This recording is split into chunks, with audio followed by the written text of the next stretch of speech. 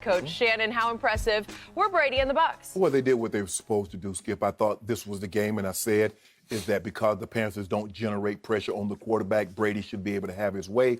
He should be able to survey the field and just take whatever he likes. But I also mentioned, Skip, I believe they should run the football. And I was glad that Bruce Arians, because Roe Jones, he did it again, Skip, fumbled the ball early. But I was glad B.A. Not on a running play, after he caught a pass. Yeah. I was happy that B.A. stuck with it. Because sometimes, Skip, B.A. can be impulsive. Like the Giants game, Skip, he just pulled him right away. Give the guy a chance, man. You know, sometimes, sometimes if the coach loses confidence in you, you'll lose confidence in yourself. And I think B.A. sticking with him, I think that gave him confidence. Everybody picking him up on the sideline. Hey, bro, we good, bro. We get it back.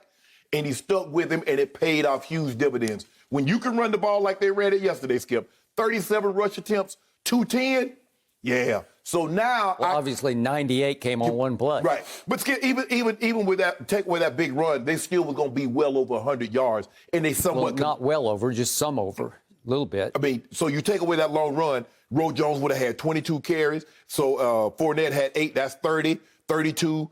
35, 30. So they're still going to have they're still going to have 36 carries. They were pretty bad. It was 39 passes to 37. Right. Runs. So Skip, that is the balance. So now, because I can put the ball in Rojo's belly or Fournette's belly, and they got to respect the ability to run the football, linebackers going to come up, vacated areas are going to be available, and Tom Brady was able to find those empty lanes.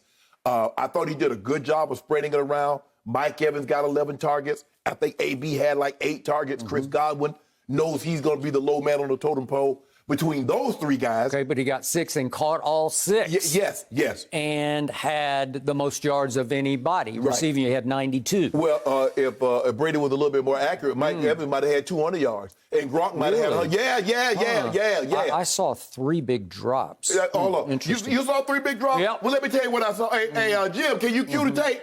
I got me a new DJ. Okay. Drop this track, Jim. Was that a drop? I just want to know, is this a drop? Okay. No, that was the first pass of the day that he missed AB on. Okay, Yep. So what about this one right here? Is this a drop? Is that a drop? No. Okay. What about, hold on, I ain't done yet. Yep. What about this one right here? Is that a drop? No. Okay. It was a little overthrown. What about the drop? Extremely, there's still tropical winds down there. They said it was blowing like crazy. It's funny, but it was tropical wind. So somehow during a tropical storm, was that Etna? He had 341 yards pass. So the wind didn't bother those other 341, just those. Well, he missed some. Okay, but that's Skip. Yeah. Can I get a man some credit? All I'm saying is you won't even... Can you? That's a good question. Why don't you answer your own question? I'm trying to. Skip, I thought Tom played well. I thought they ran the ball and then they were able to play action. But I told you the whole week, Skip, they don't generate pressure. And if you can't pressure him, you can't beat them. That's my only point. Tom played well. Mike Evans got involved. AB was involved. The guys were very, very active. But if you do not pressure Tom Brady, if you cannot get him off that mark, you cannot beat the Tampa Bay Buccaneers. But there should be some pause for concern. The Tampa Bay defense, I think, is taking a step back. I don't see that same ferocity that I saw in that stretch. Skip, there was a stretch about 3 or 4 games. I think they played Green Bay and they played a few other teams that they were all over people. That back end, they guess too much. You can't guess all the time, Skip, because you got the Rams, and then you got my homeboy. You guess, they'll hang 50 on you. Agreed. You done? Yeah, but I thought I'd get... Finally. My turn. Do I have to give Tom a grade? I'll give him a grade later.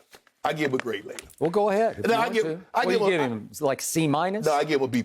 B+? All right, I'll take that. Give him a B+. I thought Tom Brady, under the circumstances, was extremely impressive yesterday because he went from arguably the worst game of his career to the best game he has played so far this football season. That's what happened yesterday. And the Bucs went from looking like the worst team in pro football last Sunday night against New Orleans, hopeless, hapless, had no chance of doing anything the whole night. Everything went completely wrong.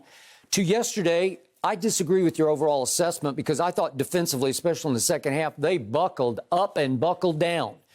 I thought they played as a team their best game of the season because I thought that was a dangerous game. I told you Friday how dangerous it was because what did Carolina just do to my homeboy in my homeboy's home? They lost. It was 33-31. They led for much of the game.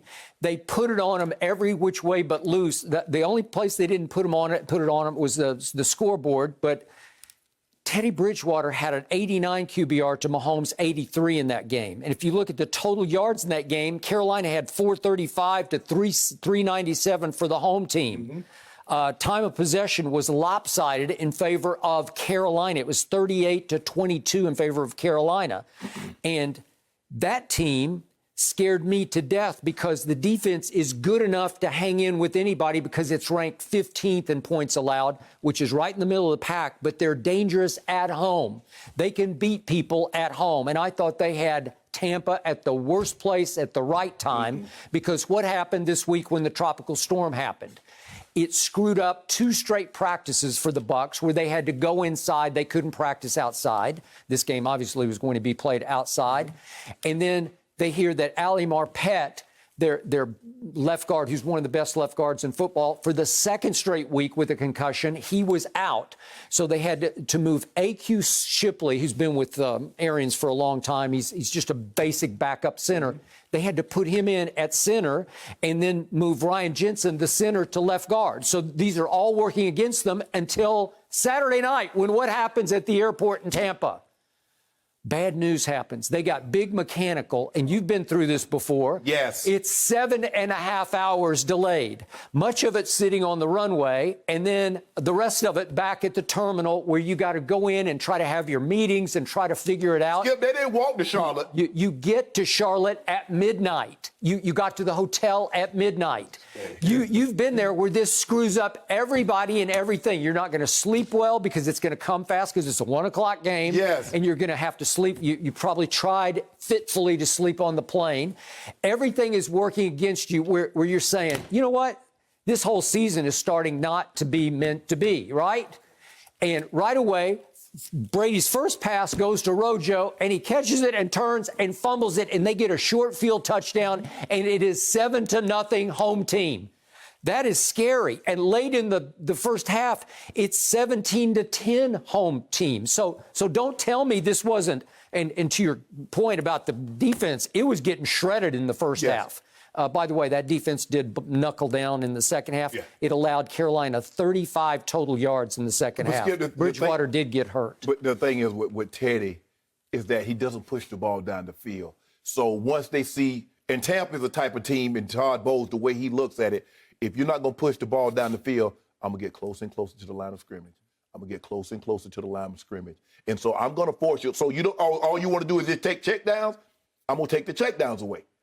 Well, I think Teddy Bridgewater is a giant killer. He scares me to death. Well, Skip, Teddy is a guy that plays well. But at some point in time, you got to threaten the people down the field. So even though, see, those overthrows that Tom, even though they weren't completions, he got in the back of your mind, I'll go over your head. Yep. You keep squatting. What did I tell you Friday? He leads the National Football League in air distance.